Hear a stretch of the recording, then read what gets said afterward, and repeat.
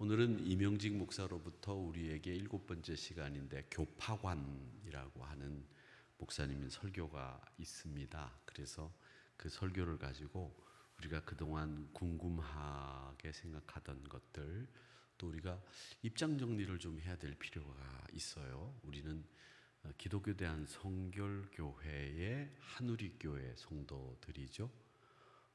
그런데 우리 교인들이 혹여 이사를 간다든지 또 혹은 부득이하게 지방으로 전근을 간다든지 이렇게 되면 성결교회를 찾아가지 않고 그냥 아무데나 가까운 교회 이렇게 찾아가는 분들이 많이 계시는데, 지난번에 논산에서 오신 남편분은 이제 공무원이셨고 또 아내분은 이제 선생님이셨던 분이 논산 성결교회에서 여기 서울로 오시면서 부부가 성결교회를 찾아가지고 우리 한우리교회 등록을 해서 한 3, 4년 열심히 다니시다가 다시 이제 또 전근이 돼가지고 돌아가신 경우들, 그러면서 다시 성결교회를 찾아가셨어요. 그래서 제가 그곳 목사님에게 좋은 신자라고 소개를 했던 적이 있습니다.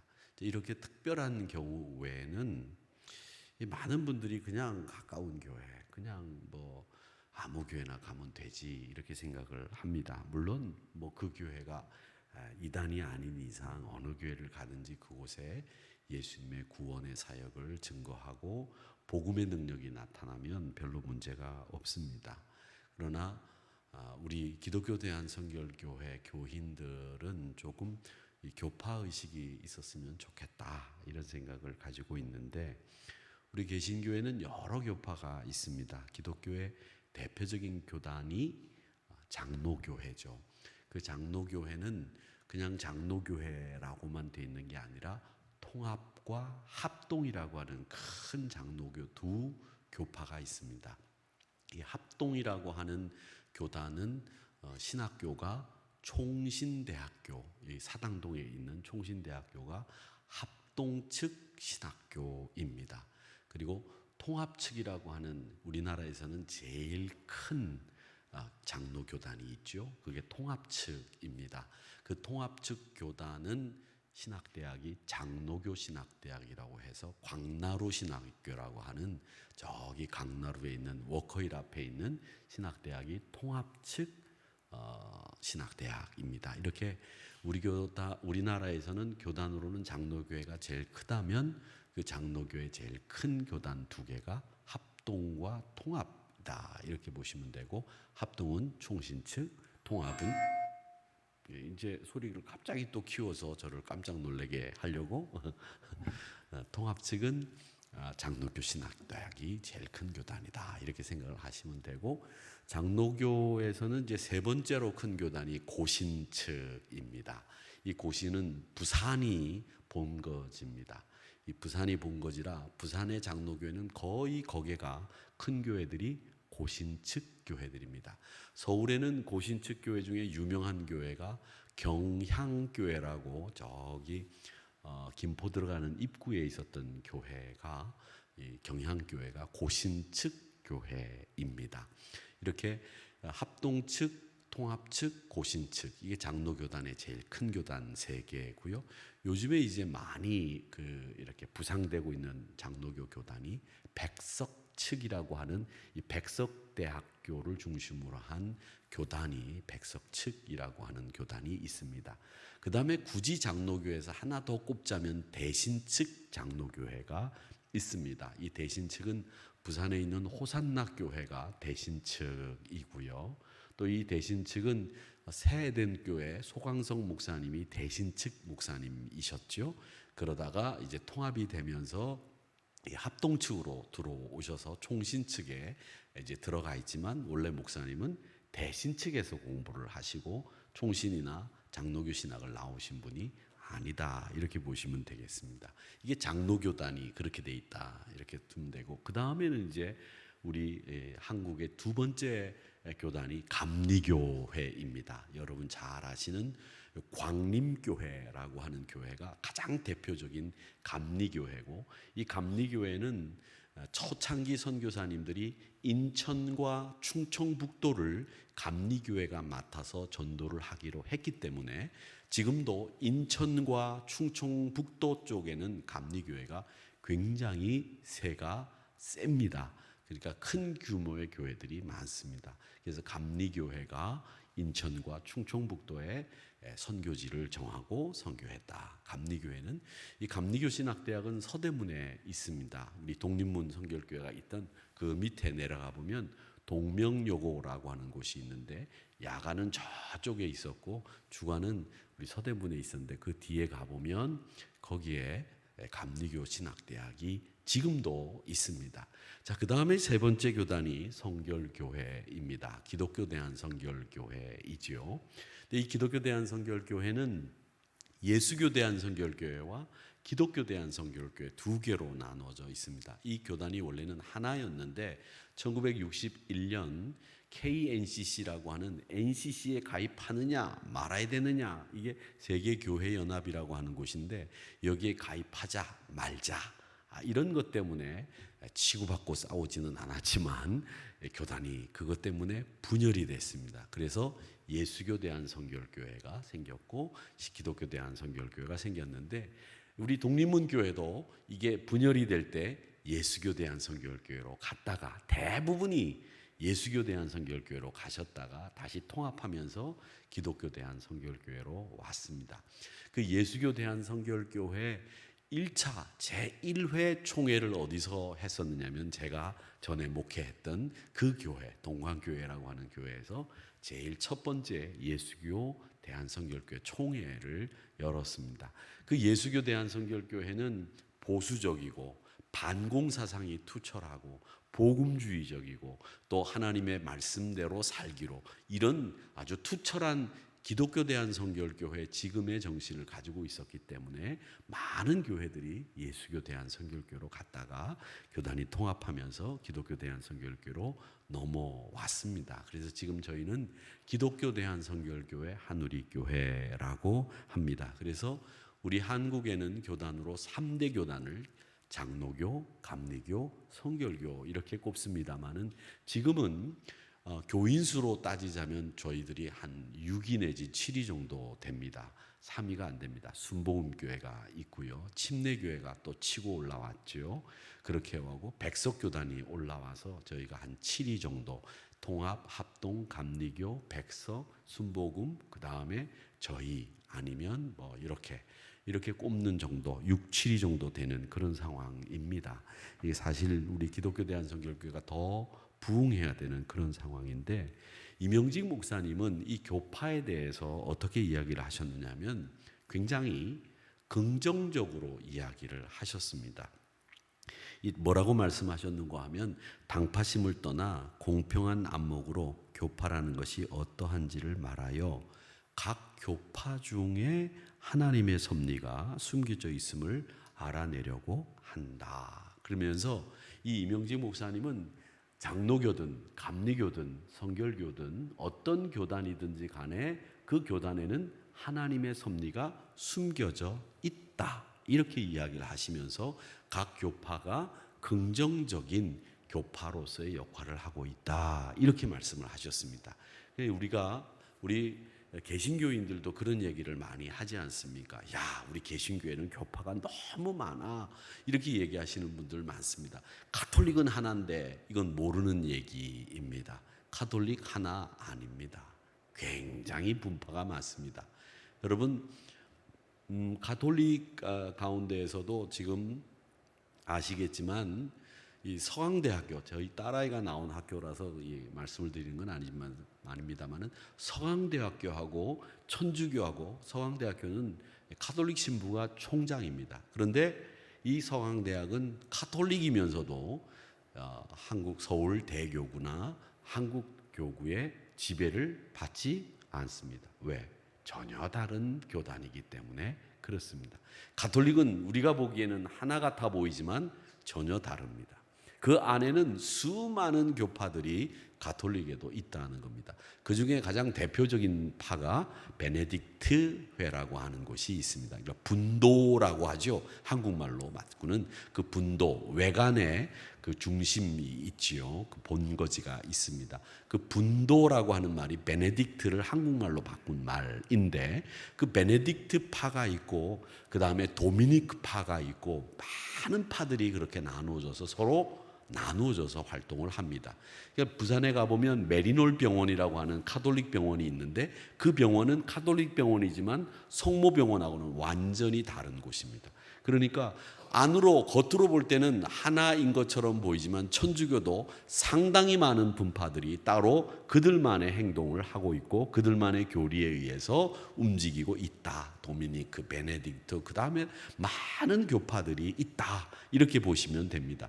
수녀회도 여러 수녀회가 있어서 똑같은 제복을 입고 있지만 사실은 각각의 다 다른 교단보다도 더 엄격하게 구별되어 있는 곳이 가톨릭이다. 그러나 그들은 직제가 여러 개가 있어도 결국 교황이라고 하는 한 체제에 의해서 다 통솔을 받는다. 요것만큼은 똑같다. 이렇게 보시면 됩니다. 그래서 이 교파에 대해서 많은 분들이 개신교는 교파가 많아 이렇게 얘기를 하시지만, 사실은 가톨릭도 그렇고 불교도 그렇고 교파는 다 있습니다. 그런 것에 대해서 이 개신교인들조차도 교파가 많은 것을 부정적으로만 보고 있는데, 이명직 목사님은 그렇게만 보지 않았다는 거죠. 뭐라고 보셨느냐? 각 교단마다 하나님의 섭리가 있다고 본다. 이렇게 말씀하셨다는 거 기억해 주시면 좋겠습니다. 그리고 이 목사님은 이 교파에 대해서 아주 정확하고 이해하기 쉽게 명쾌한 설명을 해 두셨는데, 이렇게 이야기합니다. 이 파라고 하는 것이 뭐냐? 이거에 대해서 설명을 하셨어요. 교파의 파에 대해서. 이 파라는 글자가 무슨 글자인가 하면, 물의 근원이 있어서 흐르다가 중간에 이리저리 종횡으로 갈라져서 흐르는데, 마치 애굽에서 나일강의 근원이 아프리카의 한가운데 호수에서 발원하여 나오다가, 그 다음 보여주세요. 점점 북으로 흐를수록 10갈래, 20갈래로 갈라져서 지중해로 들어가는 것과 같다. 이렇게 이야기를 하셨습니다. 나일강은 강 중에서 남에서 북으로 흐르는 강이에요. 남에서 북으로. 우리는 이렇게 지도를 보면 이 나일강이 저 그 지중해에서 이렇게 밑으로 흘러야 되잖아요. 물이 위에서부터 아래로 흐르는 것처럼 보이고, 우리가 지도를 보면 이렇게 펼쳐놓고 이 북쪽 지중해를 위에다 놓고 아프리카를 이렇게 아래로 내다보기 때문에 나일강이 이렇게 흐르는 것처럼 생각할 수 있지만, 나일강은 위에서부터 위로 흐릅니다. 그런데 애굽에서 이 델타 지역이라고 하는 그 우리 이스라엘 백성들이 살다가 그 출애굽을 시작한 고센 땅, 그쪽이 이 삼각주가 있는데, 그 삼각주는 중간에 물이 나일강에 흐르다가 막 여러 갈래로 흩어져 가지고 그것이 지중해로 들어가게 되죠. 결국은 다 지중해로 간다는 거죠. 그걸 지리적으로 아시는 분들을 위해서 우리 이명직 목사님께서는 이런 설명을, 이 파에 대해서 설명을 한 겁니다. 예수님으로부터 나와서 여러 갈래로 흩어졌다가 결국 지중해로 들어가듯이 우리는 하늘나라로 가는 거다. 그렇게 파로 나눠져서 종횡으로 10갈래, 20갈래 나눠져서 가다가 결국 지중해로 가는 거다. 이렇게 명쾌하고 아주 쉬운 설명을 이 이명직 목사님께서는 파에 대해서 하셨다는 거죠. 지금 저희들은 이 파에 대해서 설교할 일도 별로 없었고 설교도 안 했고, 또 이렇게 명쾌하게 지리적인 상식을 동원해서 설교하신 분들도 없었는데, 제가 이 목사님 설교를 보면서 보니까 이 나일강이 흐르다가 이렇게 여러 갈래로 흩어져 가지고 결국 지중해로 들어간다는 이 명쾌하고 쉬운 설교가 파에 대한 적절한 설교이구나라고 하는 생각을 가지고 여러분들에게 소개를 해드립니다. 예수 그리스도가 그 중심에 있고 그 파가 같지 않고 이름이 다르다고 할지라도 우리가 뿌리가 같다고 한다면 이런 파는 다 하나님의 섭리가 들어있는 거다, 이렇게 이야기를 하셨습니다. 그러니까 예수의 피로 거듭나고 예수를 하나님의 거룩하신 아들로 믿고 천국 바라보고 사는 사람들이 다 한 형제고 한 가족이다. 그렇기 때문에 교파 간에 중간에 막힌 담은 있을 수 없다. 이렇게 설명을 하셨다는 겁니다. 자, 그 다음에 또 이제 다음 이야기는 교파가 그러면 왜 생기느냐, 이 부분에 대해서 교파가 생기는 이유, 이걸 보여주고 이걸 설명해야지. 그냥 이것만 보여주면 안 되죠. 이건 교파가 생기는 이유에 대해서 말씀을 하셨는데, 목사님이 교파가 생기는 이유가 뭐냐 보십시오. 토목이 처음에 땅에서 나올 때는 단순히 한 줄기로 나오다가 조금 장성하게 되면, 크게 되면 동으로 서로 가지가 퍼지되 잘못되었다 할 것 없다. 다 한 가지로 원줄기에 붙어 있어서 그 나무를 영화롭게 한다, 이랬습니다. 여러분, 싹이 처음 나올 때는 하나가 나오죠. 그러다가 가지가 여러 개가 퍼져가지고 열매들이 여러 군데에서 맺히듯이 우리가 그리스도로부터 출발을 해서 여러 가지들이 생기는 거, 그거 잘못된 거 아니다. 그 나무들이 각각의 열매들을 맺어서 결국 그 나무를 영화롭게 하는 거다, 이렇게 설명하면서 교파가 생기는 이유를 식물이 자라는 것에 비유해서 아주 쉽게 설명을 하셨다는 겁니다. 원래는 한 가지 줄기가 나왔다가 가지가 많이 생기듯이 교파가 여러 교파들이 생겨서 그렇게 된 것이다. 그러면서 사람이 얼굴이 같지 않고 생긴 것에 대한 얘기들이 다 다르지 않습니까? 여러분, 얼굴이 똑같은 사람이 있습니까? 없습니다. 쌍둥이도요, 저희들은 구별 못하지만 부모님들은 쌍둥이를 정확하게 구별합니다. 정확하게 구별합니다. 이놈이 큰 놈인지 작은 놈인지 우리는 잘 분간이 안 돼요. 그런데 정확하게 부모님이나 할머니, 할아버지들은 구분하더라고요. 저희 교회 집사님 한 분이 쌍둥이를 낳는데 남자 쌍둥이를 낳았어요. 여자분은 허리허리해요. 남자는 그냥 보통 체격인데, 근데 이 녀석들이 태어나면서부터 잘 먹어서 그런지 몸이 지네 엄마 어릴 때부터 지네 엄마 3배예요. 그러니까 이 녀석이 둘이 다니니까 야, 그 엄마가 감당을 못하더라고요. 근데 똑같이 생겼어요. 어쩌면 그렇게 못생겼는지 똑같이 생겼어요. 똑같이 생겼어요. 못생긴 것도 똑같아. 넓적하게 생겨가지고 뚱뚱한 것도 똑같아.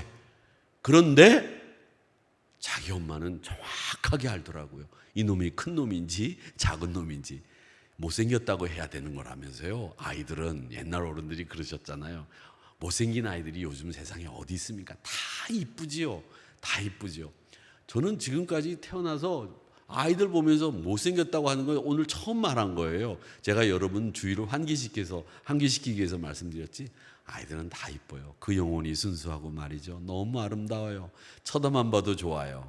그런데 이렇게 똑같아 보이는데 구별한단 말이죠. 그렇게 구별하는 것처럼 여러분, 우리가 똑같이 생겼지만 사실은 다르지 않습니까? 사람들이 다 제각기 있듯이 교파들도 다 제각기 자기의 주장이 있고 자기가 말하는 강조점이 있어서 교파가 생기게 됐다, 이렇게 이야기를 합니다. 그러면서 뭐라고 말씀하셨는가 하면, 성경을 읽을 때에 이제 부정적인 면입니다.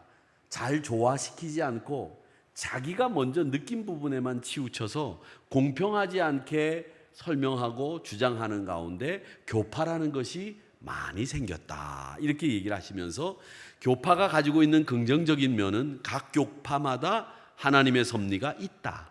그러나 이 교파가 생긴 이유의 부정적인 이유는 자기가 성경을 읽으면서 공평하게 조화롭게 읽지 않고 자기의 편견을 가지고 읽으면서 강조하는 점을, 자기가 주장하는 점을 먼저 읽다 보니 교파들이 생기게 됐다, 이렇게 이야기를 하셨습니다. 그래서 여러분, 여기서 우리가 하나 교훈을 얻어야 될 게, 신앙생활에 통전이라는 말을 신경 쓰셔야 됩니다. 통전. 성경은 읽을 때에도 여러분 문자 그대로 읽는 분들이 계세요. 그분들을 뭐라고 부르냐면 근본주의자, 이렇게 읽습니다. 근본주의자. 한번 따라해 보시죠. 근본주의자. 예, 이런 분들이 있습니다. 문자 그대로 읽는 분들이에요. 그 문자 그대로 읽는 근본주의자 중에 대표적인 분이 뭐냐 하면, 이단 중에 요즘 흠정역 성경이라고 하는 킹 제임스 버전만 성경이라고 인정하는 이단들이 있습니다. 혹시 보셨는지 모르겠습니다만은 말씀 보존 학회라고 되어 있는 곳이 있습니다. 이단입니다. 이 말씀 보존 학회라고 이름은 되어 있지만 이 사람들은 흠정역 성경인 킹 제임스 버전 성경만 성경으로 인정을 하고 그 성경만 문자대로 해석을 합니다. 근데 여러분, 성경을 읽을 때에는 하나님이 우리에게 주신 성경이기 때문에 문자 그대로 읽는 것이 아니라 이 말씀이 가지고 우리에게 주는 교훈을 우리가 그 뜻을 밝히는 데 주력을 해야 됩니다. 하나님의 뜻을 분별하는 데 말이죠. 그래서 우리는 성경을 읽을 때 제일 먼저 필요한 것은 뭐냐면 나, 그리고 우리 인간에 대한 바른 이해가 있어야 성경이 보이고 읽혀집니다. 그리고 또 성경은 우리가 읽을 때에 상식을 인정하고 상식을 간과하지 않고 상식을 인정하고 읽으셔야 성경이 제대로 읽힙니다. 그래서 성경을 읽을 때는 물론 여러분 그 전에 우리가 가지고 성경을 읽을 때는 어떻게 해야 되느냐? 하나님 말씀을 내가 제일 소중한 가치로 여기고 이 말씀대로 될 줄로 믿습니다 라고 하는 믿음이 있는 것은 우리가 기본입니다. 그런데 그 기본 위에 우리가 성경을 읽을 때는 인간 이해 그리고 상식도 우리가 버리지 않고 받아들이는 것, 이게 우리에게 필요하다는 거죠. 하나님은 여러분 상식이라고 하는 게 뭡니까? 우리가 여러분이나 저나 오늘 긴급 기도 들으셨겠지만 우리 김현모 장로님 부인이신 권영분 목사님이 이제 교회를 약속교회라고 개척을 하셔서 목회를 하는데 이분이 폐가 하나 없는데 지금 호흡을 못 해가지고 인공호흡기를 끼고 계세요.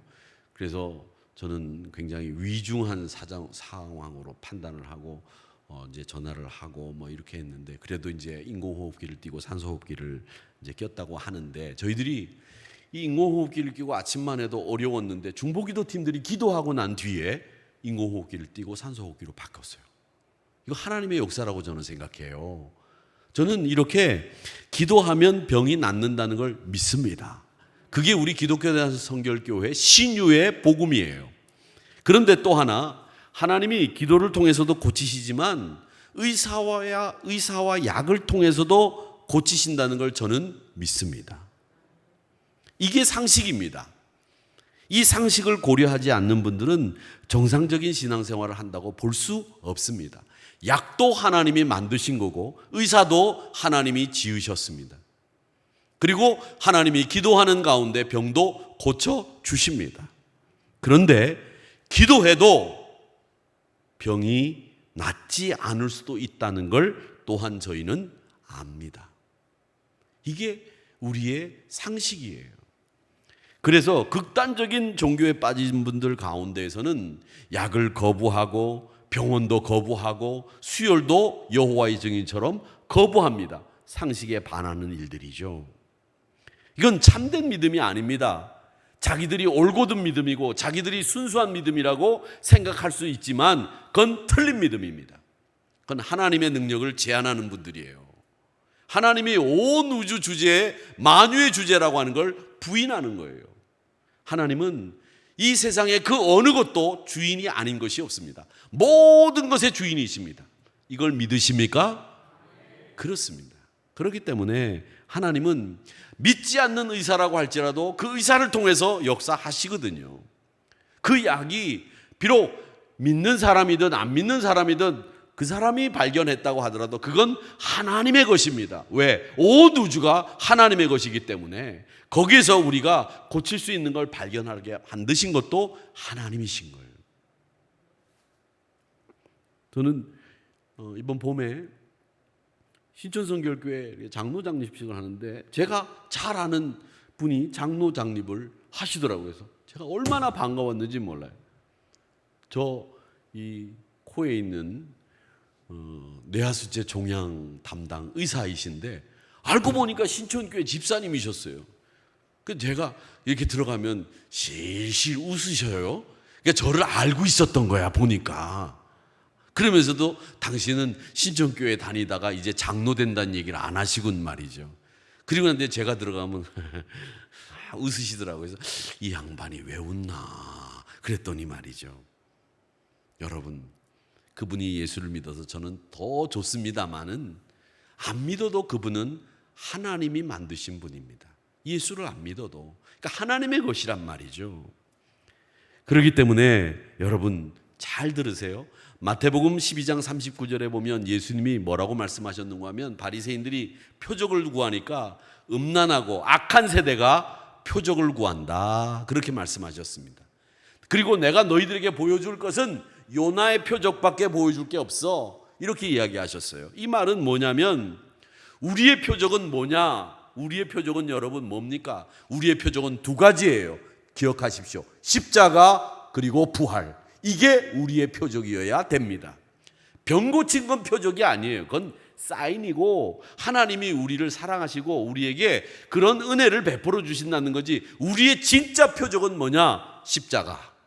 우리의 진짜 표적은 뭐냐? 부활입니다. 이게 우리의 진짜 표적이에요. 그렇기 때문에 여러분 기억하세요.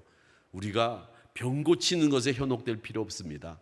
하나님이 고쳐주시면 아멘, 감사합니다. 더 살면 돼요. 건강하게, 경건하게. 그러나 하나님이 부르시면 예, 하나님 갑니다. 왜? 우리는 부활의 표적이 있기 때문에, 십자가의 표적이 있기 때문에 이 두 가지를 꼭 기억하세요. 우리의 표적은 십자가와 부활이다. 이걸 기억하셔야 됩니다. 자, 그러면서 목사님은 이 교파가 생긴 것을 성경적으로 분석을 하셨어요. 뭐라고 분석하셨느냐면 이 사도들을 가지고 분석을 하셨습니다.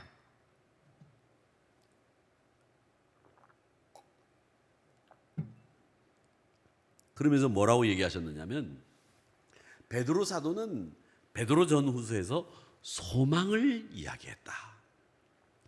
요한 사도는 하나님은 사랑이시라 이렇게 얘기하시면서 사랑을 말하셨다. 바울은 이신층이 의는 믿음으로 말미암아 산다. 로마서 1장 17절의 말씀을 들어 믿음을 이야기했다.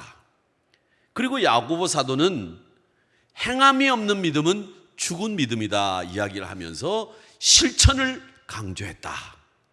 사도들이 각각 베드로는 소망, 요한은 사랑, 바울은 믿음, 야고보는 실천을 그렇게 강조하신 것처럼 우리가 주력해야 될 사명을 이렇게 사도들이 설명한 것처럼 교파는 사도들로부터 시작이 되어서 이 교파라고 하는 것은 그들이 가장 강조하는 것을 이야기하게 된 것이다, 이렇게 이야기하십니다.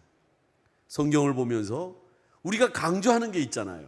그래서 장로교회는 여러분 하나님이 택한 것을 믿으십시오, 이걸 강조한다는 거죠.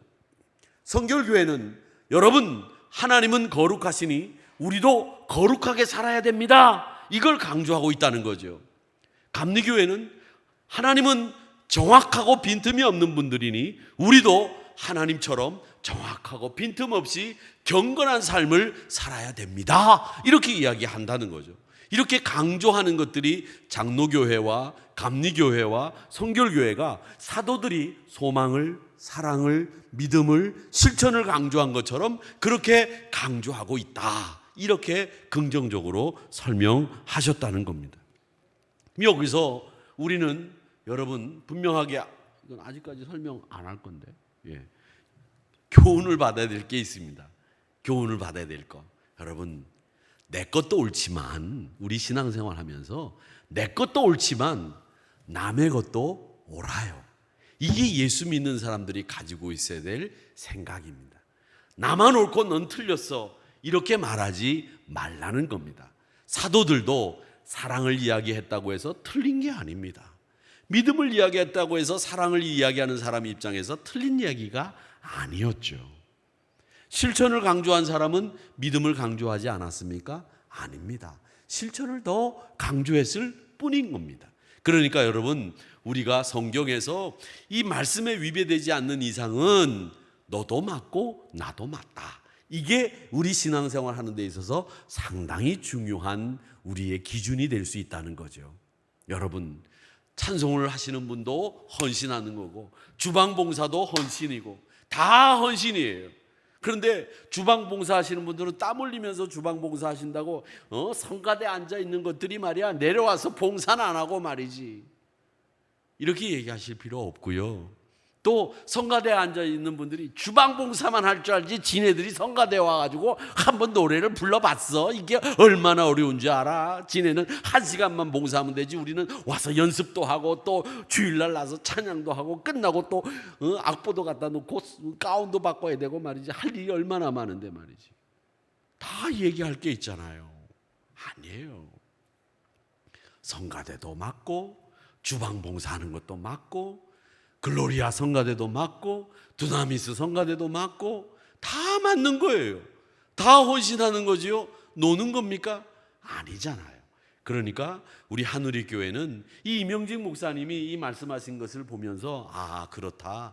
우리는 너도 잘한다, 나도 잘했다, 이렇게 이야기하는 게 신자들이 말하는 옳은 방법이라는 거죠. 꼭 기억하시기를 바랍니다. 우리 성결교회가 가지고 있는 장점이 있지 않습니까? 다름 아닌 일제시대 때 장로교단은 총회에서 신사참배를 결의했지만 우리는 신사참배를 거부하고 순교하신 분도 계셨고 교단이 신사참배를 하는 바람에 폐쇄당하기도 했다. 이게 우리의 자랑이기도 하고요. 6.25 전쟁 때에는 공산주의를 물리치고 공산주의가 싫다고 하는 강한 믿음을 가진 문준경 전도사님 같은 분들이 순교를 당하셨다고 하는 것이 우리 교단이 가지고 있는 고결함의 자랑이죠. 이런 것들이 우리 교단의 자랑이고요. 장로교회는 자랑이 없습니까? 감리교회는 자랑할 게 없습니까? 다 있다는 거죠. 이런 것들을 우리가 서로 장점들을 맞추면서 강조하는 것들을 기억하면서 그들도 맞고 나도 맞다, 이렇게 봐야 된다는 겁니다. 자, 그러면서 이 교파가 가지고 있는 사명이 있다고 말씀하셨습니다. 그 사명을 이렇게 이야기합니다. 예수님이 이제 게네사렛 호숫가에서 고기를 잡고 있는 베드로가 밤새 고기를 잡았는데도 한 마리도 잡지 못했잖아요. 그래서 이제 예수님이 이제 가가지고 깊은 데로 가서 그물을 내려라 그러시지 않았습니까? 그 그물을 내렸더니 그 그물에서 그물이 애워지도록 고기가 올라오지 않았습니까? 그래서 베드로가 다른 배에 있는 동무들을 손짓해서 불러가지고 이 고기를 나누어서 실차, 이렇게 이야기를 했습니다. 요 말씀을 가지고 이명직 목사님은 아주 특이하게 이 교파가 가지고 있는 사명들이 있다고 말씀을 하셨습니다. 뭐냐? 베드로 사도가 자기 혼자 그 배에다가 고기를 가득 잡은 것을 동무들을 불러가지고 다른 배에 실게 하고 나누어 줬다, 도와달라고 부탁을 했다. 이걸 보면 교파가 이름은 다를지라도 다 각기 자기의 거룩한 사명이 있음을 존중해서 피차 존중하고 복종하는 것이 진리에 속한 사람의 태도다, 이렇게 말씀하셨습니다. 근데 제가 이 말씀을 보면서 옛날 처음 목회할 때 생각이 나요. 제가 충청도에서 목회를 할 때 저희가 성결교회고 저 앞에 저희 교회와 이름이 똑같은 장로교회가 있었어요. 우리는 공북성결교회, 거기는 공북장로교회. 그런데 그 교회에서 부흥회를 하면 제가 그때는 이제 막 목사 안수를 받았을 때죠. 그 교회에서 부흥회를 하면 우리 교회 교인들이 다 가가지고 거기 가서 은혜 받았어요. 3일 내내 가가지고 북치고 은혜 받고 같이 예배를 드렸어요. 우리 교회에서 부흥회를 하면 또 장로교회 교인들이 다 와서 같이 은혜를 받았어요. 그렇게 은혜를 받았다고요. 우리 하누리교회도 독립문교회에 있을 때 아마 그랬을 거예요. 다른 교회에서 부흥회 한다 그러면 그냥 죽기 살기로 그냥 부흥회 시간에 가가지고 은혜 받고 그랬다고요. 근데 지금은 우리 교회에서 부흥회 해도 우리 교인도 안 와. 할렐루야. 어때요? 지네 교회에서 부흥회 하는데도 안 와. 무슨 배짱으로 안 오는지 모르겠지만 옛날에는 안 그랬다는 거죠. 그래서 손짓을 해서 동무들을 불렀던 것처럼 우리가 서로 도와주고 존중해주는 그런 모습들이 있어야 되는 것, 그게 교파의식이다. 게네사렛 바닷가에서 그물이 에어지도록 고기를 잡은 베드로가 동무들을 불러 손짓한 것, 이걸 이 교파의 사명을 가지고 이야기를 하셨습니다. 자, 마지막으로 하나 더 목사님은 교파와 당파를 구분하셨어요. 이 교파와 당파를 구분하셨는데 교파는 인정하지만 당파는 죄악이라고 말씀하셨습니다. 그럼 교파와 당파는 뭐냐? 당파는 갈라디아서 5장 20절의 말씀을 이야기하셨는데 한번 읽어보겠습니다. 시작. 우상숭배와 주술과 원수 맺는 것과 분쟁과 시기와 분냄과 당짓는 것과 분열함과 이단과, 여기 육체에 현저한 일이 이것이다 라고 말씀하시면서 갈라디아서 5장 20절에 육체의 현저한 일에 대해서 설명을 하시는데 여기에 당짓는 게 나옵니다. 그리고 5장 20절 이후에 육체의 현저한 일 다음에 5장 22절에 가면 뭐가 나오나요? 성령의 9가지 열매가 나오는 거예요. 그래서 육체의 현저한 일이 나온 다음엔 성령의 9가지 열매가 착 나오는 거죠. 사희와 인자양, 여러분 아시죠? 사랑이라 화평, 인자, 자비, 양선 말이죠. 그렇게 여러분 9가지 열매 다 아시잖아요. 이렇게 나오는데 여기에 당짓는 것이 나오는데 이 육체에 당짓는 것은 육체일이라고 말씀하셨습니다. 근데 교파와 당파, 당짓는 게 차이가 뭐냐? 여러분 잘 기억하세요. 교파는 진리를 토대로 나누어지는 거지만 당파는 죄악의 결합이고 시기, 쟁투, 분노, 이단, 정욕, 허영에서 갈라지는 게 당파다, 그렇게 말씀하셨습니다. 그러니까 당파와 교파는 다르다는 거죠. 교파는 진리 위에서 나누어진 것이지만 당파는 시기와 쟁투와 분노와 이단과 정욕과 허영에서 나누어진 거다, 그렇게 이야기를 하시고 있는 겁니다. 그래서 이 당파 짓는 일은 돼서는 안 된다, 이렇게 이야기를 하면서 이 교파는 진리를 토대로 해서 나누어진 거고, 또 하나 그리스도 안에 있는 게 교파지만 당파는 그리스도 안에 있지 않다. 이단이요, 시기요, 분쟁이요, 허영이요, 정욕에 쏘여서 나누어진 것이기 때문에 그리스도 안에 있지도 않고 진리 안에 있지도 않다. 만약에 그 파가 진리 안에 있고 그리스도 안에 있다고 한다면 교파지만, 그렇지 않으면 그건 당파이기 때문에 용납해서는 안 되고 죄악이 결합된 것이다, 그렇게 이야기를 하시고 있습니다. 그러면서 목사님이 이제 결론을 내립니다. 뭐라고 결론을 내리시냐면, 유형과 무형의 교회가 있는데 유형의 교회는 이렇게 장로교, 감리교, 성결교, 교파가 있는 거고, 무형의 교회는 참된 신자로 단합된 교회로 영적인 교회가 무형의 진짜 교회다, 그렇게 이야기를 하시면서 이 영적인 교회가 되기 위해서는 성령의 불세례가 필요하고 하나님을 경외하고 스스로 거룩함을 완성해 나가야 된다.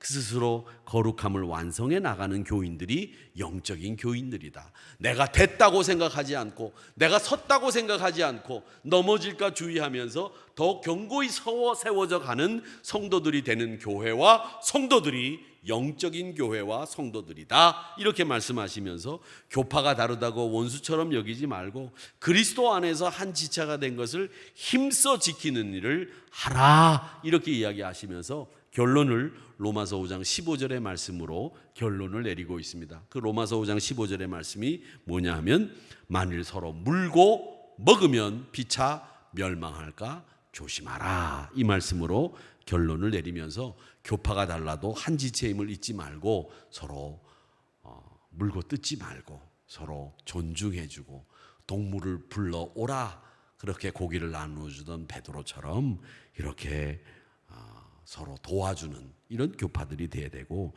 욕심이 빚어낸 당파는 항상 조심해야 된다, 이렇게 말씀을 하셨습니다. 이 교파관에 대한 설교가 이 나일강의 이야기와 이 순이 한 가지로 나서 여러 가지가 생기는 것을 저희는 사실은 간단한 일인데도 생각하지 못했는데 1920년, 30년대 목사님이 설교하신 이 설교를 들어보면 교파가 무엇이어야 되는지, 당파가 무엇인지, 그 교파와 당파의 차이를 참 잘 설명해 두었고 저희보다 훨씬 더 여러분들을 고려해서 설교하셨다, 이런 생각을 하면서 이 목사님의 설교를 제가 은혜 받고 또 여러분들에게 전하게 되었습니다. 나의 교파관이라고 하는 이 설교 잘 기억하시면서 여러분 쉽게 나일강의 이야기와 순이 하나 자라서 여러 가지가 나무 열매를 맺는 이런 모습들을 보고 교파와 당파의 차이, 진리 안에 있어야 된다. 그리스도 안에 있어야 된다. 시기와 분쟁과 욕망과 허영과 이단에 속하여서 나눠지는 당파는 죄악의 결합이다. 이런 것들을 잘 이해할 수 있도록 설명해 주신 목사님의 설교를 통해서 여러분, 이 개신교에 여러 교파가 있지만 하나님이 각각 주어진 사명을 통해서 우리가 해야 될 일들을 말씀하셨다는 거 기억하시고, 우리 다시 한번 신학적으로도 잘 체계를 잡아서 상식이 통하는 신앙의 주인공들, 좋은 신앙의 주인공들이 다 되시기를 주님의 이름으로 축복합니다.